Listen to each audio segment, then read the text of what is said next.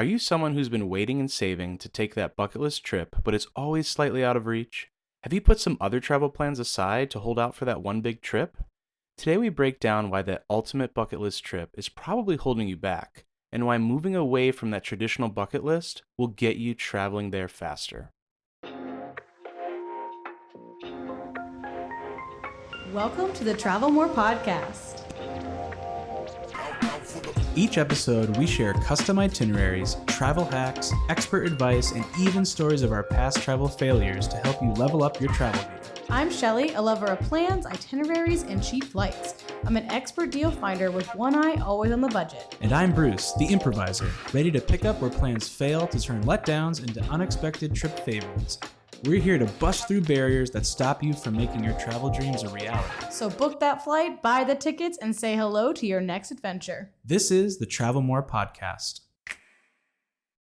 Welcome back to the Travel More podcast. Welcome back. We're actually back. Yes. We promise. This is our second recording now. You see, we're really back this time. And we're here. We're doing it. It wasn't another fake out. Nope. No, if you're listening today, it is tax day. Yeah, so hopefully you don't have too much of a headache and you already got a tax refund that you're going to use on an upcoming trip. Yep. See, that could be part of your travel talk. It's like There you go. knowing that it's like almost like a pretend savings account.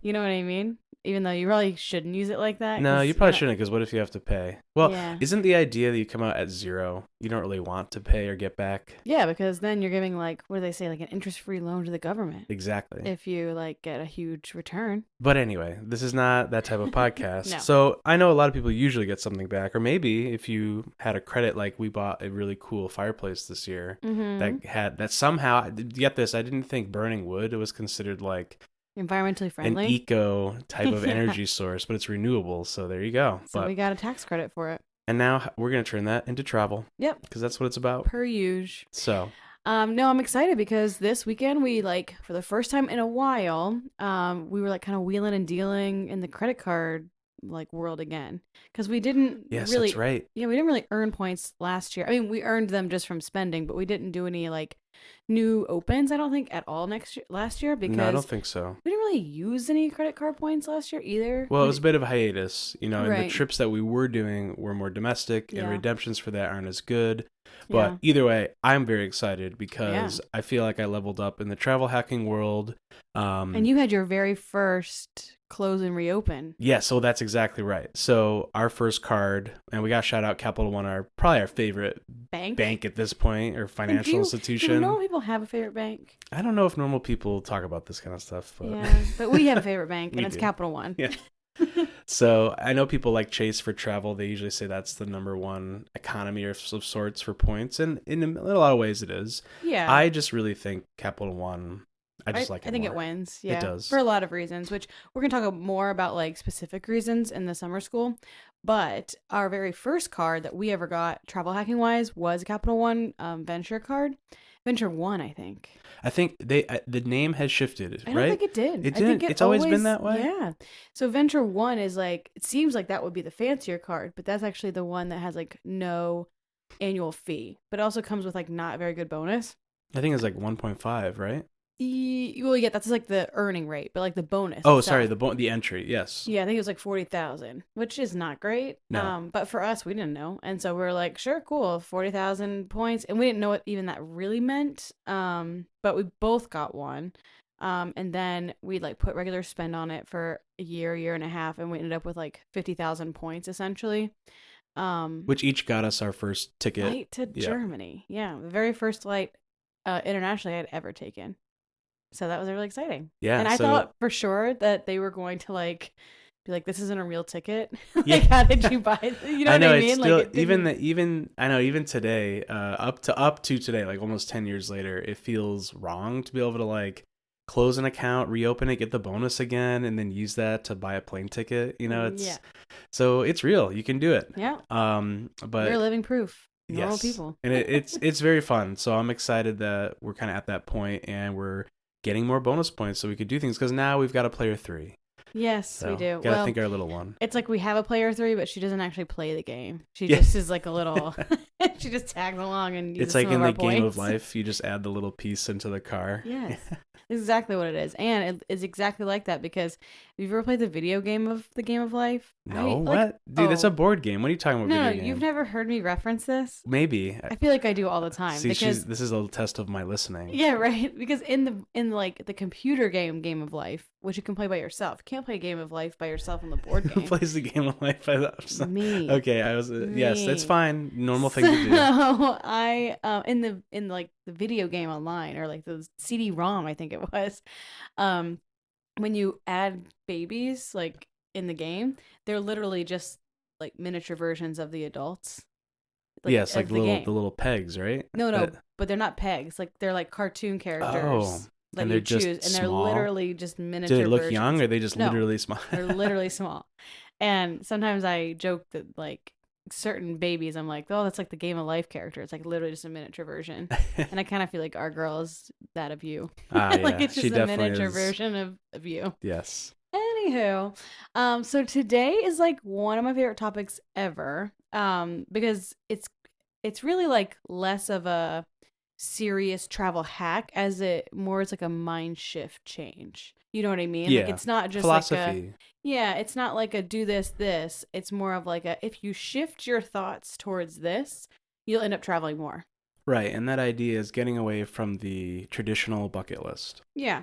And let's define a traditional bucket list only because later we're going to say some things and you're going to be like, wait, that is a bucket list. Right. And it's like, yes, but not in the way that I think many people see a bucket list. Yeah, exactly. What we're talking about is that the list of destinations that are usually pretty big. Yeah. You know, they're very specific, Mm-hmm. and it's something that you're always thinking about later. You know, Yeah. it's like, this is what I'm going to do before I mean, literally die. Yeah. It's like, Well, and not only that, like these are usually like the reason that they're on your quote unquote bucket list is because they're major destinations. once in a lifetime, out of the normal. It's not something you do every year. No, right. It would be like, I'm going all out to Paris because I'm going to go see the Eiffel Tower and we're going to like live at large because this is my once like a lifetime trip. Right. So there's a few reasons why that is not the most ideal way in our opinion to travel.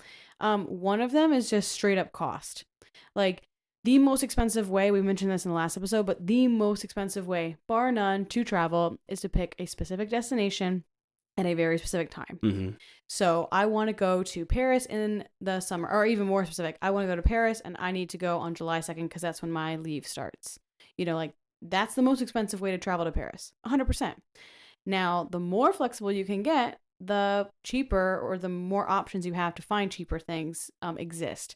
So all of a sudden, if you say, I want to go to Paris and I want to go in the summer instead of just July 2nd, Right. you have more options and you can potentially find something that's cheaper. Or you say, I want to go to Paris sometime when it's warm. Now all of a sudden you have way more months. I want to go to Paris sometime in a year. Now you're having a lot more flexibility. Or how about I want to go to France? Yeah, or sometime. Europe. Yeah. So this is what we mean is like the more flexible you can be, the cheaper you get. So that's one piece. And we're going to kind of talk more about that later in the episode. And the other reason that I think that this isn't the ideal way to travel is I think it puts a lot of pressure on this like one trip. Oh, yeah. Like, and then when inevitably it is not perfect because I don't know that we've ever had a perfect No, trip. it's never going to be. Yeah. No matter how much you save and money you have to throw at it, it's just not how it works. Yeah, there's always things that are going to come up. And honestly, you're going to get there and the Eiffel Tower's going to be closed. right, you know, or it's not going to something. light up Yeah. that night or whatever. Yeah, exactly. Or it's going to be raining or it's going to be freezing or, you know, it's a million things can happen. Or you're going to be sick. Yep. You know? And those can either be trip ruining experiences or they can be the best parts. Yeah, they could be defining one way or another. Yeah, we always joke. It's like a joke in our family now. We went to Disney World a couple of Christmases ago, and it was kind of an all-out trip for some of our family. Like, Would I mean, you say it was a bucket list or not? no. But it was like for Bruce and I would go often, so it's not as big a deal. But you know, for some of our family, like it was a big trip. They have a big family. It was expensive. It was a big thing. And I just remember one of the things that we did is we tried to like rope drop Avatar because Bruce and I were like, that's the way to ride it. If we're going to ride it and that's the biggest ride in Animal Kingdom, like, let's go for it. Let's have them rope drop. And we thought we did really well. It said an hour and a half wait. We're like, that's great. We'll get some coffee, a pastry, whatever. We'll sit this hour and a half. It's fine. And then it was like 4 hours. It was Oh, something. yeah. It was obscene. Because it like broke down. I Something don't know. definitely happened. Something but it happened. Just, yep. Just a shout out to Disney. They did give us like free fast pass things. So like, we figured it out, but that's like still a thing we talk about in the family as like this big joke where it was like, oh, that time that we just like walked onto Avatar, but it was like actually that was like that could have been the worst part. It could have ruined a trip. Right. Where it was like we just essentially wasted a whole Animal Kingdom day waiting in this line. But it ended up being like kind of a fun it was a memory. memory. Yeah, it's what we talk about the most. Even though at one of the busiest times of year, probably the busiest time of year to go, Christmas, yeah. Every other day we did exceptionally well getting through the park, except this one morning. Right, and that could have been if this was like something we had been saving for years for, and it was like the one thing we were looking forward to. We could have like that could have ruined the trip. Right. But instead, we kind of let it roll off our back because it wasn't this like traditional bucket list trip. It was a trip that we took that is cool and probably was something that was on their list of things they wanted to do one day before they quote unquote die. I guess we talk about bucket lists, but it wasn't like this. I've saved up for 10 years to do this one trip. Right. Because it presented itself. Well, and I think that's those two big reasons, right? One, it pigeonholes you into that very specific time and it gets expensive. Mm-hmm. And two, it's the mindset. Mm-hmm. It puts travel on a pedestal. Mm-hmm. And I think it's one of those things where you can, and we're going to talk about like what does our list become then? Yeah. If it's not the traditional bucket list, can you still have things that you want to do? Of course. Yeah. But we're saying that if it matters to you to add travel to your year and to budget for it, mm-hmm. you're going to do a lot more if you get away from that way of thinking. Yes, exactly. And again, another big thing that we had kind of talked about before we jumped on here was travel is already like when you start to travel, you really start to put that into your lifestyle. It can be hard to kind of like, push the button, like to actually book the trip, to like, take the jump. Right.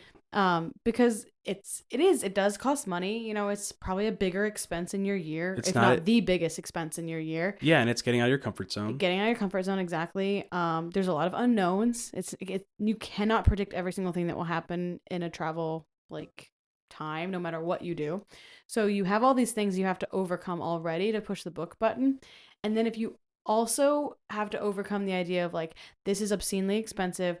I've already priced this out, Paris in the summer. It's too expensive. I don't know how anyone does it. I could never do it, blah, blah. That's another thing you're going to have to overcome. So that's the other part of it is like, travel's hard enough to book and like start to do. If you also have to argue with yourself every time that like, it doesn't matter because it will never be in range for you to do, that's another thing you have to overcome. Right. So we're trying to take those barriers down, not put more of them up. Yes. And every trip will be more fun because you know that it's something you're going to continue to do. Yeah. Like speaking of the Disney thing, that doesn't bother us at all because we go back all the time. So it's like, we miss it this time, we'll get it next time. And that's what travel becomes. Right. And it also becomes something that you learn how to do and how to book and be flexible with. So it's not a totally outrageous cost. Right. You can absolutely do all types of travel reasonably given your situation. Yeah. And like Bruce said, it's not that you won't get to these places. So like, let's talk about that. So even if you don't have this traditional, like, I want to see the Eiffel Tower before I die, and that's the one thing I want to do, so I'm going to spend all of my energy only looking to do that thing. Even if you don't do that, chances are once you start to kind of get into this shift and make travel a part of your like more normal every year kind of life, you're going to see the Eiffel Tower. It's going to happen. It's going to pop up as that, oh, this is a good deal this year. Yeah. Let's go. Right now I can swing this. And I think a really good example for us is our Ugandan safari. Because for me, that has always been, if you were going to have a bucket list and have me write it down, an African safari was way up there. Oh yeah, and that's something that like growing up, I don't think I ever imagined doing. No, it was not something that was possible. No, I remember watching the like Kristen Bell, Dax Shepard like video that went viral very many years ago now, probably 10 years ago. Did you ever see that? Was it really that long ago? I think so. When they went on their thing, and it was like to the Toto's Africa, like they like had the song, and it's a cute video, but like I just remember being like, Yeah, those are the people who Yeah, go on celebrities do African this safaris. nonsense, right? Yeah, like there's no way. It's like okay for like the normal person. Like I'll never make that Yeah, money. it's either that or National Geographic that goes. You're Right, like, exactly. yeah. And if I had kind of sat there and been like, that's all, like, I just want to go on this African safari, even if I had other things I want to do, but if that was like my number one thing and I waited until like that was a viable trip, we probably still wouldn't have been on it, first of all. Like, we wouldn't have gone Right. even now because I would have written it off as like, how much money would I need to make before I can afford that? And we would have gone to the lots of other places before. So, instead, we use the like let the destination come to us method where we just took, we've talked about this before, but we have times of the year that we kind of like say this is when we're going to travel. Yeah, we know when we are able to go. Right, exactly. And then we just wait and see what makes sense. Yeah, we let it come to us. That's the idea, right? And then because of that, I think it's the idea of building momentum. Yes. Like behavioral momentum is a real thing. Yeah. Because as you do things in a way that's like, oh, I can do this. This is, it's cheap enough. It's within reach. Mm-hmm. And then you do it. It's fun. It's reinforcing. And then all of a sudden it just propels you to the next thing. Yeah, behavioral psychologist. Why don't we bring this is actually my expert's guest today on, come on. It's true though. It's behavior change. It's a legit thing. No, I'm serious. Because look, ever since we were talking in the beginning of the show about our fun travel hack update of starting with a credit card, mm-hmm. which was something new, and mm-hmm. is some people might be listening, they don't have a credit card, mm-hmm. and that alone is kind of scary. Yep. But even that, now we're at the point where we're getting into the same card, new bonus that we had closed years ago, mm-hmm. just like looking at this list of that first trip going to Germany, to see friends mm-hmm. and finding a ticket that made sense and traveling. I remember the bus tickets we got for like $100 with like how many one-way trips, oh my gosh, which is not how I would choose right now. But like back No. then it was at the top of what I could spend to get around. Oh my gosh, I remember that, not to take us totally off subject here, but man, I remember one of those buses, like I think it was the one to Budapest from That stopped overnight. Was that Vienna? I think so. Wait, are you talking about the overnight one back home? No, that was the one Oh, from it Budapest to was. Augsburg. It was the one back home. Yeah. That was a long one too. It was like 12 hours. It was like 12 hours on a bus. That was hot. And Very it was hot. Yeah, because we asked the guy in like 3 languages to turn it down. He's like, it's fine. Yeah, I think he was like, okay, but then he didn't. And our friend is fluent in German, so it wasn't like we were using we tried, like I think, a translator both app. Czech and German and English. I just mean it wasn't like we like Googled it. Didn't matter. Like we knew how to ask in German. I'm telling you, in this part of the world, if it's not like, I don't think it can be hot enough for them to take their jackets off in Germany. It's just something about it. So They'll it was catch a hot, cold. and then we stopped in the middle of nowhere for like it was probably one of the actual stops, and also they needed gas, and these guys got on, and it was like they had like big ol' beers in their hands. Oh, and they were so loud. I felt like they were taking their night shift home. I don't know. They were working during the day and they got in. They were just like drinking and talking the whole rest of the ride back. Yeah, like across seats. Oh yes, I remember. Oh wait, no, I think we were all sitting in the very back of the bus. We did, yeah. And one guy sat down in the middle of us. That's what it was. That's right. Yes, because there were 5 seats in the back, and Yes. we were sitting 2 and 2 because that way we could like spread out a little bit. Yes. But then it was a full bus, so he sat right in between us, and then his friends were in front. That's what it cracking was. beers. Yeah. Oh my gosh, it was like a triangle in the Yes. middle of us. So anyway, we've come very far. You're thinking, wow, maybe I do want a bucket list and not worry about this really cheap trip first. But no, anyway, the point is that it's fun thinking about how this shift in thinking Yeah, I mean, got us all this way. Yeah, so instead of spending 10 years Saving for the African safari. Yeah, and where'd we go? Tell us the list. Yeah, I see got you're some looking list. it up. So we went to Germany and the Czech Republic, Canada, that's easy. Budapest, Austria, Paris, Athens, Dominican Republic, the Bahamas, 45 states, the Greek islands, and then an African safari. And it's not also because we all of a sudden got these like really high paying jobs and now we could afford the African safari.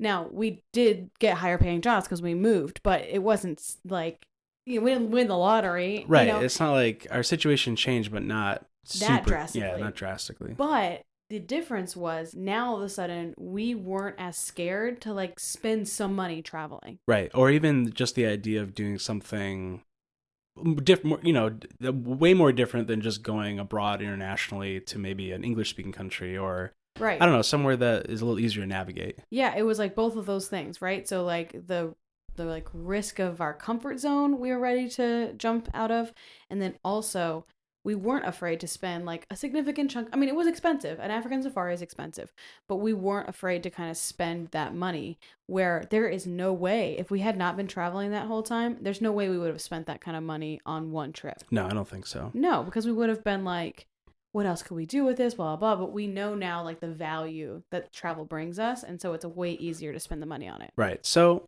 how do we recommend you reframe this? Like, what should your bucket list turn into instead? Yeah, I think this, first of all, a lot of people do have some of these things on like their list. Like they already think about it like this. So this may not be a huge shift for you. But I think if you think of things as more of like experiences that you want to have more than specific locations, that helps you get out of that very, very narrow, I want to go to this exact destination at this exact time. And remember, we said in the beginning, the more flexible you can be on either end or both ends of that, the more likely you're going to find cheaper, Options. ways to get there. Yeah, especially flights. Right. So some examples of things that, are more open, more flexible, instead of saying, I want to go to Germany at Christmas, you could say, I want to go to a European Christmas market. Right, exactly. And you will find every year a cheap flight to a European destination that has Christmas markets. Yes. And you may be like, but I heard Germany has the best Christmas markets. Maybe, but honestly, I think the best Christmas markets that we ever went to were in Vigo, Spain. Yeah. That's not on anybody's list. No, and you know what? I was actually thinking about the this, not that trend that's kind of come in. Mm-hmm. I think this is how it gets started. Mm-hmm. And what happens, what's funny about this is what's going to happen is the traditional destinations get poo-pooed. Yeah. And then people are like, oh, you need to go to this other lesser known one. And then that becomes the Instagram hell. Yeah. It's like a never ending cycle. So ultimately, every place is worth visiting, and I do think it's also nice if you take what we're saying to heart, you're going to explore stuff that is not obvious in the mainstream is kind of the idea. Yeah. And then you're going to find things that you never thought you would enjoy. Like Vigo was such a cool place to go. It had a Christmas market, a beautiful Christmas seafood. market. That was one of the things I put on our list was like, if you're a seafood lover, Mm-hmm. you might think, wow, I'm going to just see where else can I go in the world to a festival or oysters? Mm-hmm. Like where can I get? And like, I'm thinking of Vigo as well because it's coastal Mm-hmm. and how complementary, like an Atlantic northern type coastal, very similar to where we're from, Mm-hmm. but a different part of the world. So it was a fun way to think about it. And other ones I was thinking about, like, you might want to go to the Amazon rainforest, Mm-hmm. right? There are different ways to get there, Mm-hmm. but maybe even just the idea of a climate.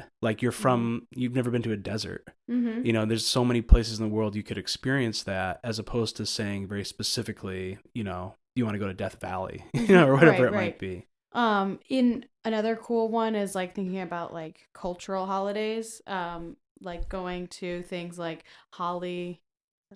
I think that's how you say that. Yeah. I think it's Holly. Yeah, the Okay. festival. It's like a lights. I think it's like color. Is it color? Oh, I'm thinking of Diwali. Diwali's lights. Diwali. Like Is it Holi or Holly? I'm not sure unsure. now. I don't remember. But I was things that are not super specific to one city or even sometimes country. Yeah, like Like- we're going to on accident this year to Jubilee in Rome. Yeah, there We you go. didn't mean to go, but now we are. Now, hopefully that's not a mistake. Like it's Yeah. not going to be packed. But I'm sure it'll be packed, but we'll make the best of it. But just thinking like I want to see a cultural holiday as Like opposed Lunar to, New like, Year, that's what I was specific. thinking. Oh yeah, that's Yeah. a good one. So here are some of like our quote unquote like bucket lists that are not traditional bucket lists, but more of just like here's some things that like we want to do as well. Because we also have things that we want to do, but now I feel a little more comfortable having kind of a list now that we've gotten some under our belt, because now we started the momentum, as you put earlier. Right, exactly. So some of the things, I wrote these down mostly, but I'm assuming you agree with me. And generally, the answer is yes. Yeah.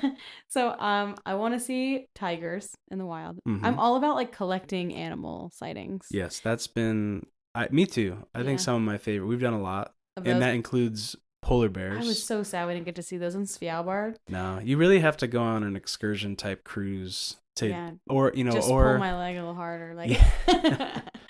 no, that would be a really cool. you got to one, get though. out there. Yeah. I want to visit all 7 continents. That's like a little nervous for me though, because Antarctica, like I get motion sickness and like the Drake shake. If you don't know, like the Drake Passage is like really intense, so that one makes me a little nervous. Like getting to Antarctica. Is there any other way to get there? I was just thinking. You can fly. You can well, yeah, I guess you could. No, but like it's a thing. Legitimately, that's. Well, you still have to get on a boat. If you're going to see Antarctica, you have to get on a boat, but you can fly like over the Drake Passage. Believe me, I looked this up. Oh, I'm sure you did. But it's extremely expensive. So like, I mean, I'm talking like beyond the African safari expensive. To fly to Antarctica? Well, really all the Antarctica things, but yes, to fly, because there's no cheap options. So that's one that like we'd only be able to go there because we've gotten this momentum, not because we're going to find it cheap. You know what I mean? Like that would be the trade-off. Is like, yeah, we're never going to find that super cheap, but we may still go where we wouldn't have gone before because we've already built all this crazy momentum towards travel. Also the momentum of budgeting. Yeah. Right. I think that's a big part of this is how do you prioritize? If your goal and you're able to prioritize to take trips, you really have to make it a part of your like monthly, yearly outlook. Yeah. And along with that, another one that like is a little more location specific, but I think we'll be okay because of the momentum piece, is that I really want to go to Everest Base Camp.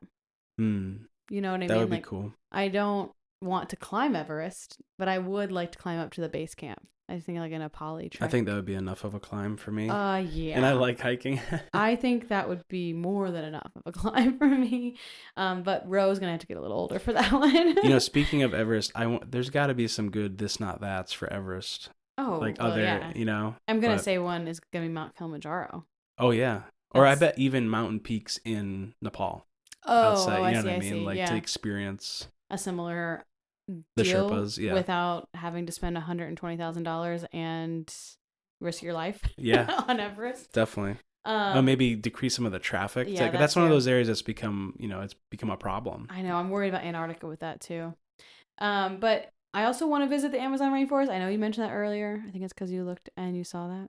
I may have snuck a peek at the notes. At the list. But the Amazon rainforest is more of like a flexible one because there's a lot of places in the Amazon you can go. It doesn't have to be one exact spot. No. And we also want to visit all the Disney parks. We already have half of them. Look, we might as well just do that. Listen, is it the Singapore one that has the really cool Pirates of the Caribbean? It is. Yeah. It is. Shanghai. Shanghai? Did I say Shanghai or Singapore? I said Singapore. Is there one in Singapore? No. Okay, Singapore is just a Pirates of the Caribbean movie, I think, right? Don't they go to Singapore? Potentially. Is that how I'm getting you confused? Or they both start with S. Well, there you go. Associations. Derived relationships. It's fine.